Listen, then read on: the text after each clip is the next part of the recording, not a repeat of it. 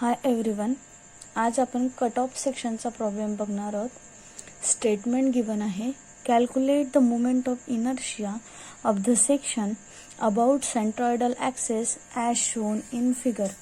तुम्हाला moment of inertia find out करायचं आहे आणि तुम्हाला डायग्राम गिवन आहे. Moment of inertia find out करत असताना त्यांनी तुम्हाला काहीतरी डायमेन्शन्स दिलेले आहेत. त्यानंतर तिथे त्यांनी मेन्शन केलेलं असतं, काही वेळा केलेलं नसतं. तुम्हाला काही वेळा हॅचिंग केलेलं असतं आणि हॅचिंग करून सांगितलेलं असतं एवढ्या सेक्शनचा moment of inertia find out करा. इथे त्यांनी काय दिलेलं आहे, एक रेक्टँगल दिलेला आहे. त्या रेक्टँगलचे जे काही डायमेन्शन आहे ते आहे ही 150 mm विड्थ दिलेली आहे. 50 + 50 + 50 हे तुम्हाला गिवन फिगर आहे. ही त्यामध्ये दिलेलं आहे त्यांनी विड्थ 150 mm. त्यानंतर त्यांनी डेप्थ दिलेली आहे मोठ्या रेक्टँगलची 300 mm. त्यामध्ये त्यांनी एक छोटा रेक्टँगल दिलेला आहे, स्क्वेअर म्हणता येईल आपल्याला, छोटा स्क्वेअर दिलेला आहे. स्क्वेअरचं डायमेन्शन दिलेलं आहे 50 mm, त्याची डेप्थ दिलेली आहे आणि 50 mm त्याची विड्थ दिलेली आहे. तो जो बिग रेक्टँगल आहे, जो लार्जर साईजचा रेक्टँगल आहे, त्यामधून जो स्मॉलर साईजचा रेक्टँगल आहे तो कट केलेला आहे, त्यातून रिमूव्ह केलेला आहे तेवढा पार्ट. आणि मग जेवढं काही हे उरलेला सेक्शन आहे, ह्या उरलेल्या सेक्शनचा तुम्हाला moment of inertia find out करायचा आहे. ठीक आहे, आता तो आपण फाइंड आउट करू. तो फाइंड आउट करत असताना आपल्याला काय करायचं आहे की आता हा टोटल रेक्टँगल दिला आहे, त्यातून हा कट ऑफ करायचा आहे, हा रिमूव्ह केलेला आहे. म्हणजे काय आहे की आपण असंही करू शकतो, फाइंड आउट करत असताना मी टोटल रेक्टँगलचा moment of inertia find out करून घेईल. तो फाइंड आउट केल्यावर हा जो छोटा सेक्शन आहे त्याचा मोमेंट ऑफ इनर्शिया सुद्धा फाइंड आउट करेल आणि तो त्यातून मायनस करून घेईल. म्हणजे मला रिमेनिंग जो काही सेक्शन आहे त्याचा मोमेंट ऑफ इनर्शिया इझिली मिळेल. ठीक आहे, ही गिवन फिगर आहे. फिगरमध्ये डायमेन्शन्स दिलेले आहे. त्यानंतर मी काय केलं, सेम फिगर खाली ड्रॉ करून घेतली. तेच डायमेन्शन मी इथे दिले. छोटा जो स्मॉलर साईजचा रेक्टँगल आहे, स्क्वेअर आहे, त्याचे डायमेन्शन आहे 50 mm, त्याची विड्थ आहे 50 mm, त्याची डेप्थ आहे. टोटल हा जो रेक्टँगल आहे त्याची जी काही विड्थ आहे ती 150 mm आहे आणि त्यानंतर त्याची जी काही डेप्थ आहे 300 mm आहे. मी ॲज युजल ड्रॉ करून घेतलं आणि यावरनं मला कळतं इथे मला इथून हा जो स्क्वेअर आहे त्याचं खालून डिस्टन्स 50 mm दिलेलं आहे आणि त्यानंतर त्याचं जे काही डायमेन्शन आहे ते 50 mm आहे. म्हणजे रिमेनिंग किती येतं, हे टोटल 300 आहे. 300 मधून मी जर 100 मायनस केलं तर हे 200 mm येतं. मी तसं तिथे राईट करून घेतलं. ठीक आहे, त्यानंतर फर्स्ट स्टेप आपली काय असते, कोणतेही सेक्शन ड्रॉ केल्यानंतर आपल्याला मी सांगितलेलं आहे की लाईन ऑफ सिमेट्री चेक करायची. लाईन ऑफ सिमेट्री म्हणजे काय, एक सेक्शन आहे त्याच्या जर कोणत्याही सेंट्रॉइडल ॲक्सिसमधून त्याचे 2 पार्ट केले, त्यामधून कट केलं, तर कट केल्यानंतर दोघी साईडला जो काही पार्ट उरतोय त्या सेक्शनचा तो सेम असला पाहिजे. आता मी ते वाय ॲक्सिस ड्रॉ केला. मला कळतंय एक व्हिज्युअलायझेशनने की हां इथे हा एक रेक्टँगल आहे, इथे छोटा रेक्टँगल आहे. मी इथून एक वाय ॲक्सिस ड्रॉ केला. वाय ॲक्सिस ड्रॉ केल्यानंतर सेंट्रॉइडल ॲक्सिसमधून केला, तर मला इतकं कळतं आहे की एवढा जो काही पार्ट आहे तो सेम असणार आहे कट केल्यानंतर. ह्या पार्ट एवढा म्हणजे इकडेही एवढं असणार आहे, इकडे या छोट्या रेक्टँगलचं इतका पार्ट असणार आहे स्क्वेअरचा आणि दुसऱ्या साईडलाही तेवढाचं पार्ट असणार आहे. ठीक आहे, म्हणजे काय, about Y axis line of symmetry इथे आहे. आता तेच मी जर होरिझॉन्टल ॲक्सिसमधून हा सेक्शन कट केला, अप्रॉक्सिमेटली इथून असा काही कट केला, असा कट केल्यानंतर जो काही अप्पर पार्ट आहे आणि लोअर पार्ट आहे तो सेम असतोय का, नाहीये. अप्पर पार्टमध्ये काय येते, हे प्लेन सेक्शन येते. लोअर पार्टमध्ये काय येते, हा कट ऑफ सेक्शन सुद्धा येते. म्हणजे दोघी सेम आहे का नाहीये. म्हणून line of symmetry about Y x axis नाहीये, पण line of symmetry Y axis आहे. कारण सेंट्रॉइडल ॲक्सिसमधून वाय हा जो काही ॲक्सिस आहे तो इथून कट केला असता आपल्याला दोघी पार्ट सेम मिळतात. ठीक आहे, त्यानंतर आता आपण पुढे एक्झाम्पल सॉल्व करू. मला इथून क्लिअर झालेलं आहे की लाईन ऑफ सिमेट्री काय आहे आणि ती कोणत्या ॲक्सिस भोवती आहे. आता तुम्हाला एक शॉर्टकट सांगते मी. जर लाईन ऑफ सिमेट्री ज्या ॲक्सिस भोवती असेल ना, तर त्या ॲक्सिस, आता ह्या वाय ॲक्सिसला लाईन ऑफ सिमेट्री आहे, तर मला एक्स बार लेफ्ट फाइंड आउट करावा लागतो. लेफ्ट का म्हणते मी, कारण आपण लेफ्ट पासून डिस्टन्स घेतो. नो मॅटर, तुम्हाला जर वाय इथून राईट पासून घ्यायचं असेल, राईट पासून सुद्धा घेऊ शकता, काहीच हरकत नाही.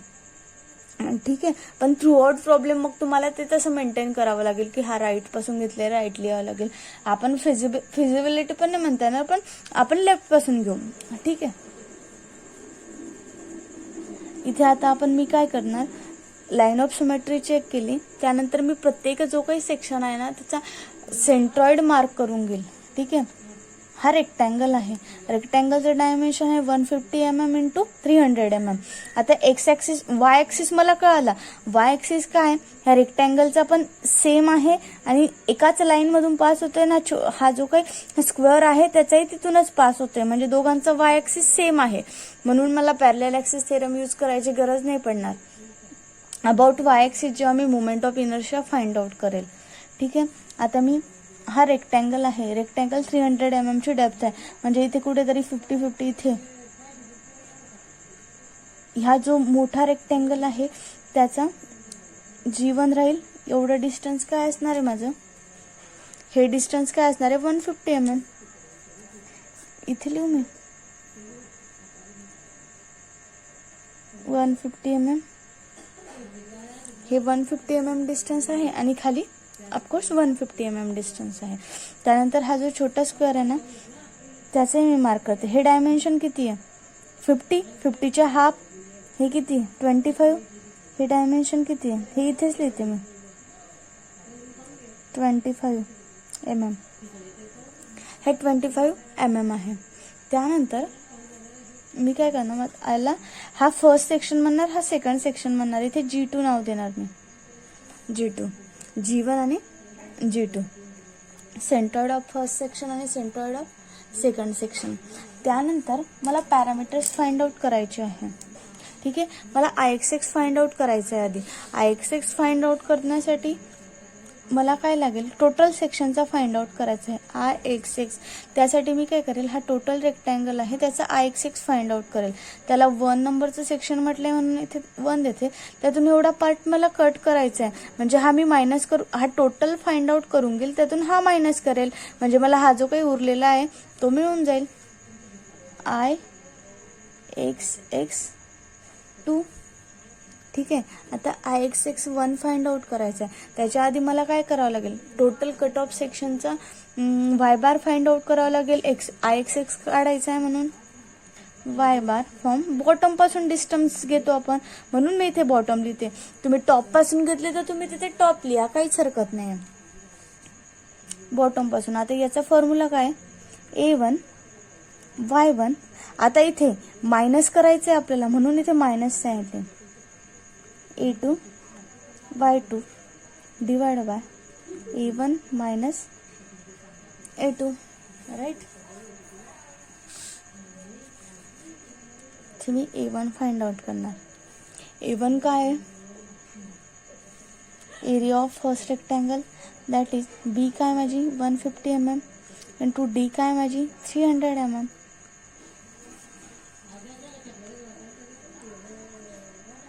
ते 10⁻³ mm स्क्वेअर. हा माझा आला A1. A1 काढल्यानंतर मला काय फाइंड आउट करायचं आहे, A1 नंतर मला फाइंड आउट करायचं आहे Y1 फाइंड आउट करायचं आहे. आता Y1 कसा फाइंड आउट करणार, Y1 म्हणजे काय, फर्स्ट रेक्टँगलच्या सेंट्रॉइड पासून बॉटम पर्यंतचं डिस्टन्स, म्हणजे हे डिस्टन्स.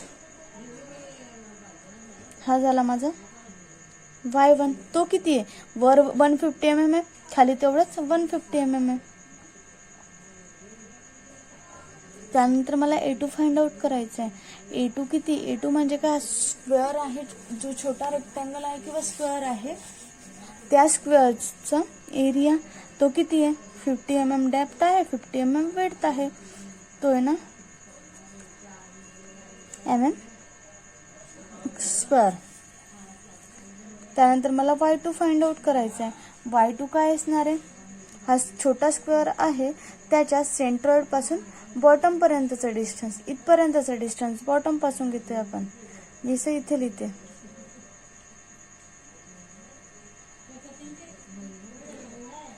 हे y1 मी इथे लिहून घेते 150 mm, म्हणजे तुम्ही नंतर जेव्हा केव्हा बघणार तेव्हा तुम्हाला इझी जाईल. आता हे y2 आहे. y2 किती आहे? इतकं डिस्टन्स मला माहिती आहे 25 mm आहे, आणि त्यानंतर इथून खाली काय 50 mm आहे. 25 प्लस 50 दॅट इज 75 mm. हे झालं तुमचं 75 mm. आता मी फॉर्म्युलामध्ये व्हॅल्यू पुटअप करणार. A1 काय आहे माझं? 45 × 10³ × 150 प्लस ते मायनस कट ऑफ सेक्शन आहे, आपल्याला कट करायचं आहे. Minus 1500 × 75 divide by A1 minus A2. आता हे कॅल्सीमध्ये सॉल्व करून घ्यायचं.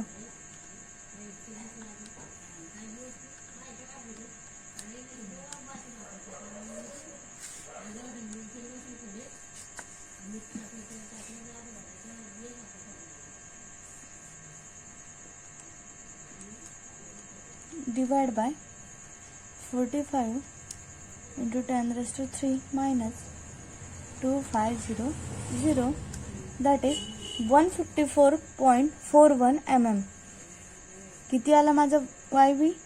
154.41 mm फ्रॉम बॉटम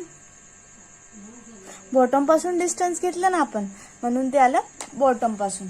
ठीक आहे, मी इथे लोकेट करून घेणार हा y बार बॉटम किती आहे 154. मला इथपर्यंत माहिती आहे, इथपर्यंत काय माझं 150 आहे, मग त्याच्या वरच असणार आहे बॉटम पासून मी घेते, म्हणून मी रेड पेनने दाखवते.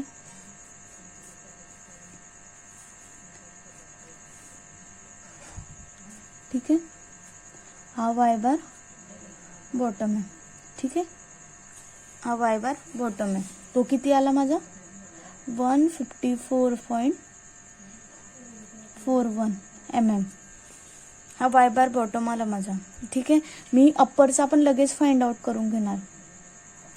हे डिस्टन्स किती असणार आहे? टोटल 300 आहे. 300 मधून 154.41 मायनस केलं बर काय होतंय 145.49 145.49 mm.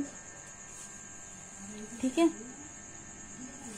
4849. ठीक आहे, 58 एवढं डिस्टन्स माझं येतं इथे.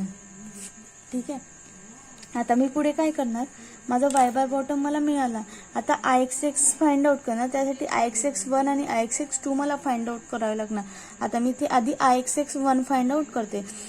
आता दोघांचा सेंट्रॉइड डिफरंट आहे, सेंट्रॉइडल एक्स ॲक्सिस डिफरंट आहे, म्हणून मला इथे पॅरलल ॲक्सिस थेरम यूज करावा लागेल. कारण पॅरलल ॲक्सिस थेरम आपण केव्हा यूज करतो, जेव्हा सेंट्रॉइडल ॲक्सिस व्यतिरिक्त आपल्याला कोणत्या ॲक्सिसला moment of inertia find out करायचा असेल. आता इथे सेंट्रॉइडल ॲक्सिसच्या व्यतिरिक्त फाइंड आउट करायचं आहे, but with respect to centroidal axis करायचं आहे. IXX1 म्हणजे हा जो पूर्ण रेक्टँगल आहे ना, त्याचा मोमेंट ऑफ इनर्शिया मला फाइंड आउट करायचा आहे. IXX1 IG1 plus A1 H1 चा स्क्वेअर. हे पॅरलल ॲक्सिस थेरम आहे.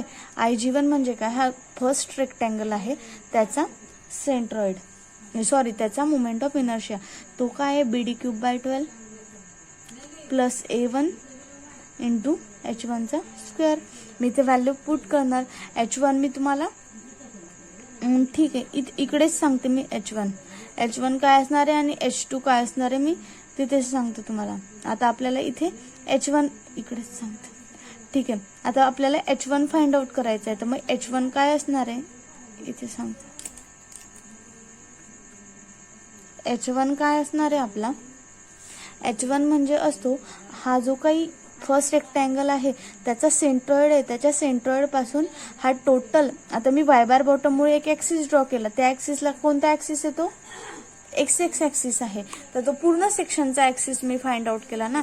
तर ह्या फर्स्ट सेक्शनचा ह्या जी सेंट्रॉइड पासून ह्या एक्स एक्स ॲक्सिस पर्यंतचा डिस्टन्स म्हणजे हे डिस्टन्स, हे झालं माझं H1. ते किती असणार आहे,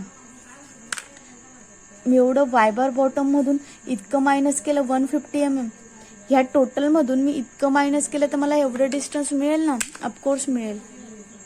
दॅट इज 154.41 मायनस 150.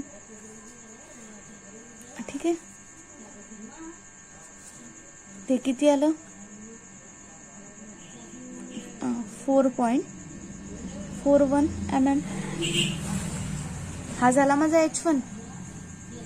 मी ते आता व्हॅल्यू पुट करणार. BD क्यूब बाय 12, बी काय आहे 150 आहे, डी काय आहे 300 आहे, त्याचा क्यूब आहे बाय 12 आहे, प्लस A1 काय आहे 45 इंटू 10⁻³ आहे, इंटू H1 काय आहे 4.41 चा स्क्वेअर आहे.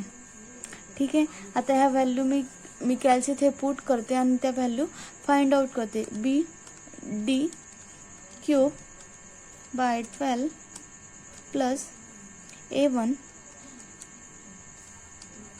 इंटू H1 चा स्क्वेअर, ते काय आहे 338.37. आन्सर आहे आपलं 338.37 इंटू 10⁻⁶ mm⁴. ते मी इथे लिहून घेणार 338.37 इंटू 10⁻⁶ mm⁴. हा आला आपला Ixx1. त्यानंतर मला आता Ixx2 फाइंड आउट करावा लागेल. तर मी इकडे फाइंड आउट करून घेते.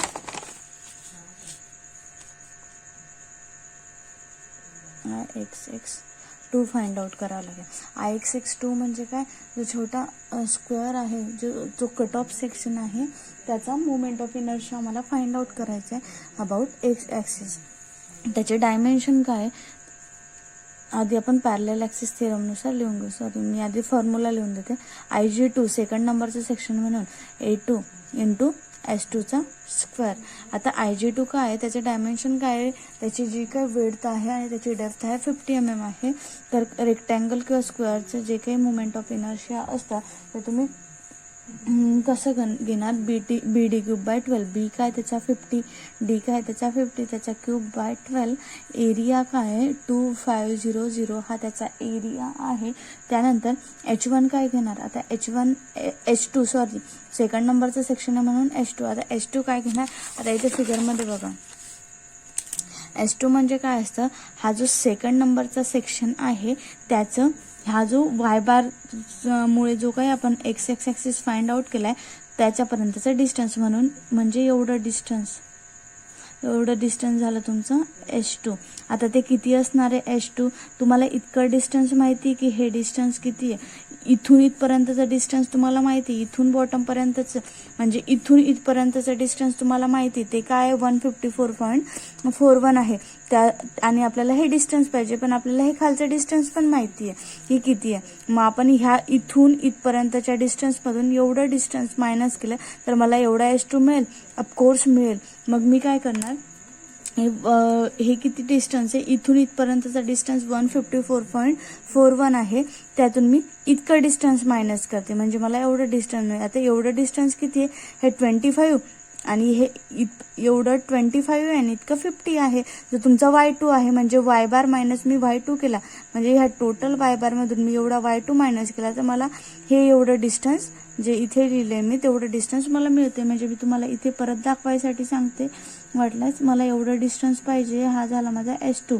मग मी काय केलं, हा वाय बार इथून इथपर्यंतचा डिस्टन्स मधून एवढं मायनस केलं तर मला हा H2 मिळाला. तर तो किती आहे माझा, मी इथे लिहिते H2. ठीक आहे, H2 is equal to Y bar minus Y2, Y bar minus Y2. ठीक आहे, वाय बार मायनस Y2. आता वाय बार काय तुमचा 154.48 आहे समथिंग, आणि Y2 काय तुमचा 75 mm आहे. त्यातून तो मायनस केल्यावर काय आन्सर येतं, 154.41 आहे. 48 मायनस तुमचा 75 मायनस केला 79.48 79.48 mm तुमचा आला. y2 आला. मी आता ही व्हॅल्यू इथे पुट करणार आहे. ते खाली लिहिते मी 50 × 10⁻50 50 × 50⁻³ divide by 12 plus A1 that is 2500 into H2 काय मी इथे फाइंड आउट केलेला आहे. H2 79.48चा square. आता मी हे कॅल्सीमध्ये सॉल्व करून घेणार. 50 × 10⁻³ डिवाइड बाय 12 प्लस एरिया काय माझा 2500 इंटू H1 काय आला माझा 79.48चा स्क्वेअर दॅट इज 16.31 × 10⁻6 16.31 × 10⁻6 mm⁴ हा x2 आला. मग ऑफकोर्स x1 आहे माझ्याकडे, x2 आहे. मला Ixx इझिली फाइंड आउट करता येईल. Ixxचा फॉर्म्युला काय Ixx1 मायनस Ixx2. आता Ixx1 तुमचा काय आलेला होता 338 समथिंग होता तो. एक मिनिट.